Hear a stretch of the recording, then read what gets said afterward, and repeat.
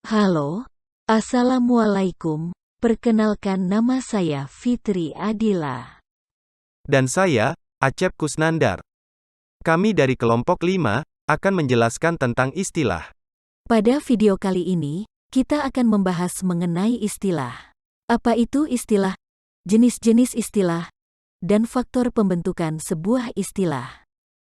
Simak video ini sampai akhir ya. Istilah adalah kata atau gabungan kata yang digunakan sebagai nama atau lambang yang dengan cermat mengungkapkan makna konsep, proses, keadaan, atau sifat yang khas di bidang ilmu pengetahuan, teknologi, dan seni.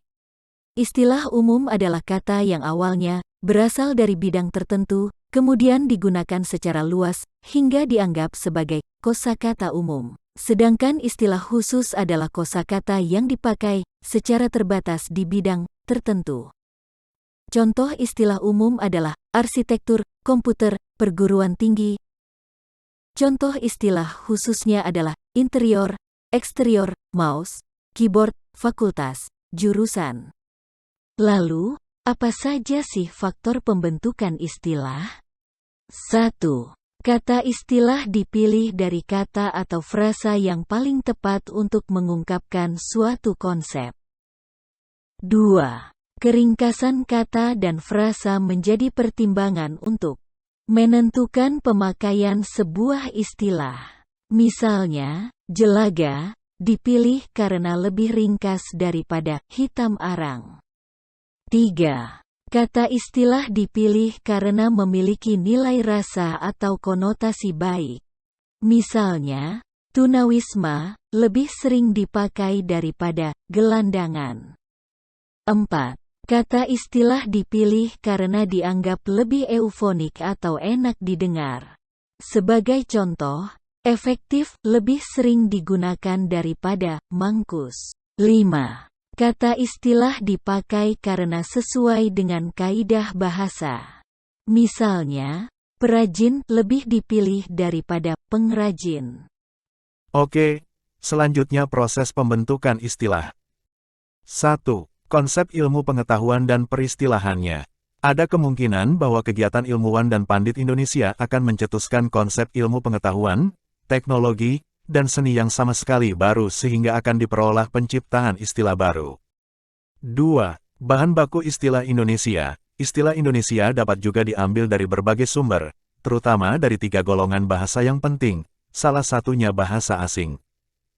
3. Pemantapan istilah Nusantara, Bhinneka Tunggal Ika, batik, Banjar, sawer, pamor yang telah lama diterima secara luas sehingga dapat dimantapkan. 4. Pemadanan istilah asing ke bahasa Indonesia, dan jika perlu salah satu bahasa serumpun, dilakukan lewat penerjemahan, penyerapan, atau gabungan penerjemahan dan penyerapan. 5. Perekaciptaan istilah baru untuk mengungkapkannya dapat direkacipta sesuai dengan lingkungan dan corak bidang kegiatannya. 6. Pembakuan dan kodifikasi istilah. Kodifikasi itu tercapai dengan penyusunan sistem ejaan, buku tata bahasa, dan kamus yang merekam dan menetapkan bentuk bakunya. Selanjutnya, aspek tata bahasa peristilahan. 1. Istilah bentuk dasar, dipilih di antara kelas kata utama seperti nomina, verba, adjektiva, dan numeralia. 2. Istilah bentuk berafiks, dijabarkan dari bentuk dasar dengan penambahan prefiks, infiks, sufiks, dan konfiks menurut kaidah pembentukan kata bahasa Indonesia, misalnya, dari bentuk pirsa dijabarkan pemirsa, bukan pirsawan. Dan dari hantar dijabarkan keterhantaran, bukan hantaran. Istilah bentuk berafiks menunjukkan pertalian yang teratur antara bentuk dan maknanya. 3. Istilah bentuk ulang. Istilah bentuk ulang dapat berupa ulangan bentuk dasar seutuhnya atau sebagiannya, dengan atau tanpa pengimbuhan dan pengubahan bunyi. 4. Istilah bentuk analogi. Istilah bentuk analogi bertolak dari pola istilah yang sudah ada. Berdasarkan pola bentuk pegulat, juru tulis, pramugari dan beranalogi pada istilah tersebut dibentuk dengan istilah lain. 5. Istilah bentuk majemuk atau kompositum, merupakan hasil gabungan 2 bentuk atau lebih, yang menjadi satuan leksikal baru. Lanjutan, aspek tata bahasa peristilahan. 6. Istilah hasil metanalisis istilah, terbentuk lewat analisis unsur yang keliru. 7. Istilah singkatan, yaitu bentuk yang tulisannya dipendekkan.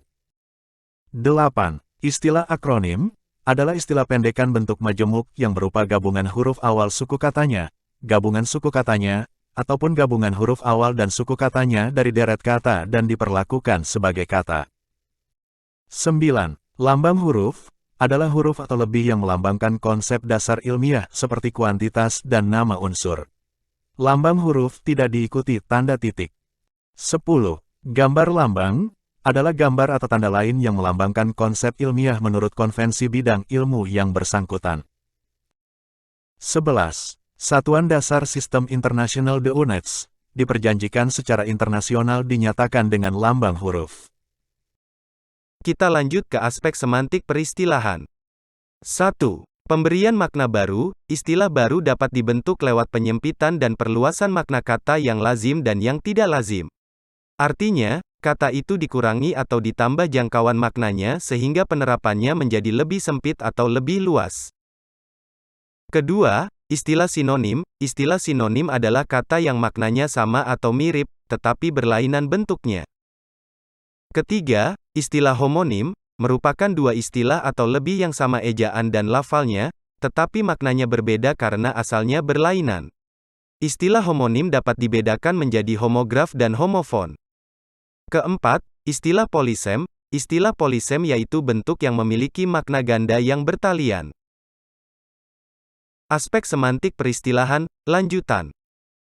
5. Istilah hiponim. Istilah hiponim adalah bentuk yang maknanya terangkum dalam hiperonim, atau superordinatnya, yang mempunyai makna yang lebih luas. 6. Istilah taksonim. Istilah taksonim adalah hiponim dalam sistem klasifikasi konsep bawahan dan konsep atasan yang bertingkat-tingkat. Kumpulan taksonim membangun taksonimi sebagaimana takson membangun taksonimi. 7. Istilah meronim. Istilah meronim adalah istilah yang maujud atau entiti yang ditunjuknya merupakan bagian dari maujud lain yang menyeluruh. Istilah yang menyeluruh itu disebut hononim.